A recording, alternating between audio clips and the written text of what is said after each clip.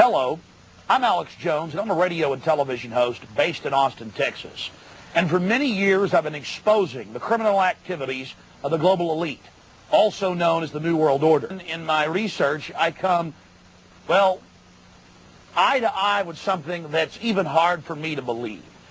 And that's that the elite, again, the so-called establishment kings, those that know best, the visions of the anointed ones, are obsessed with the occult, from presidents to governors to the heads of industry.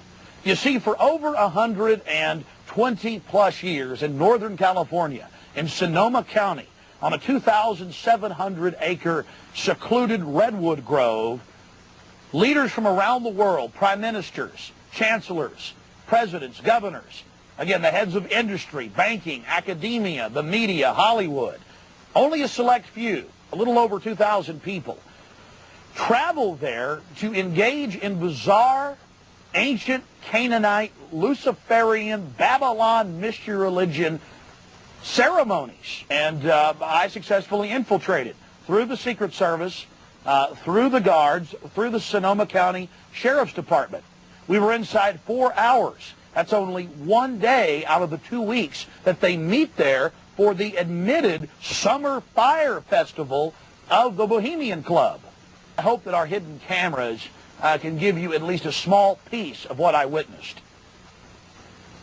And that these bizarre activities have been engaged in going back to 1873 and are not some new fanciful whim of the trendies on the West Coast. Presidents from Howard Taft to Herbert Hoover were on the membership roster.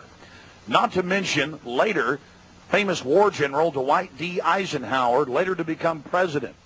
The roster of the Bohemian Club reads like a who's who of the elite. Look at this photo taken inside the Grove back in 1963. There you'll see Ronald Reagan.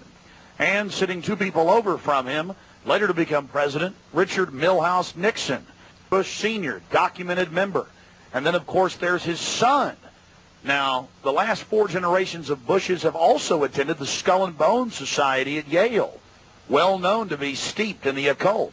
Then there's Bill Clinton, a frequent attendee.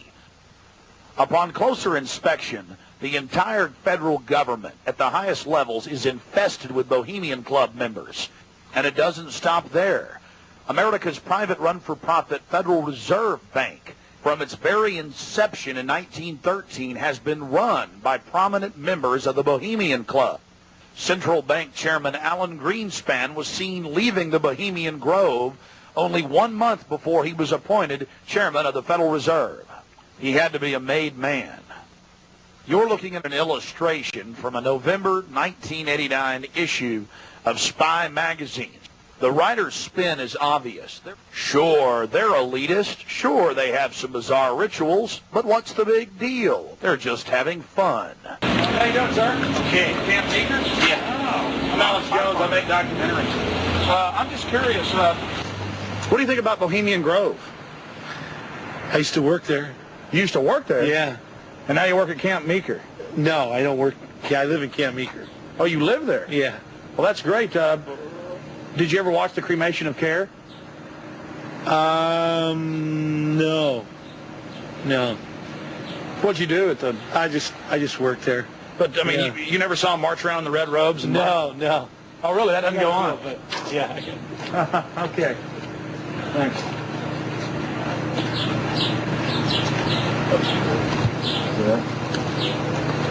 The long history of men enjoying themselves has even been written about in the gossip column of the San Francisco Chronicle, writing that a man on his own often gets invited back to the camp by gay bohemians. Even 100-year-old annals have admitted the homosexual activities. After escaping the sheriff's department, Mike and I traveled high into the hills to wait until dark and the beginning of the Cremation of Care ceremony. First off, I wanted to draw your attention to the program that was given out to the spectators or the viewers. I guess an occultist would call them novices. Figure of a human body burning in the flames. In fact, I've shown it to people that are experts in anatomy, to actual doctors, and they say that the anatomical size is that of a baby or small child. Notice how large the cranium is in comparison to the torso, that is the ribs. Understand, ladies and gentlemen, this is from the program itself given out to the establishment lackeys witnessing these sinister activities. Remember, in Babylon and Tyre, they would throw their children into fiery pits. Look at the size of the hands compared to the rest of the body. Only children show these anatomical details. Now,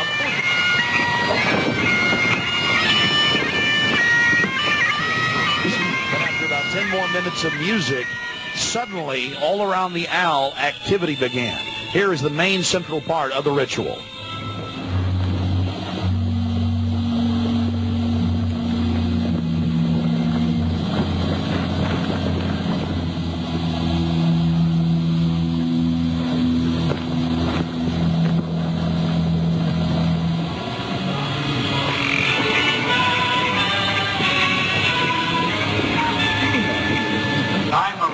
Which would pursue us here has lost its power under these friendly trees.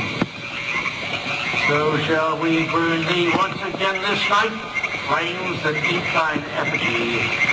We shall read the sign, Midsummer sets us free. Ye shall burn me once again.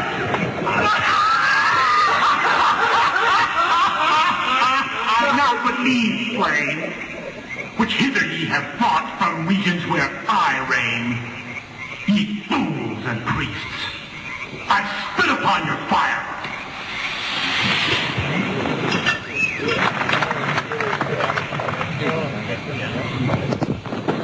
Wow.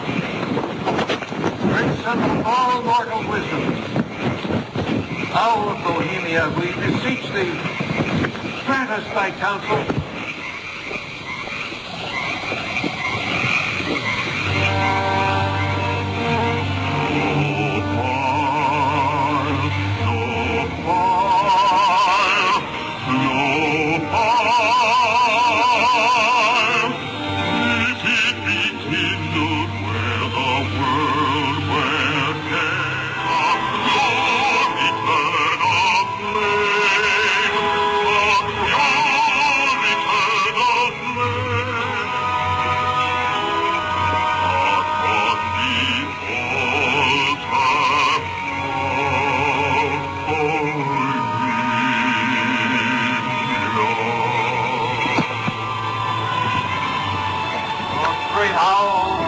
Bohemia, we thank thee for thy adjuration. Begone, dull care. Fire shall have its will of thee. Begone, dull care. And all the winds, they bury with thy dust. Hail, fellowship's eternal flame. Once again, midsummer sets us free.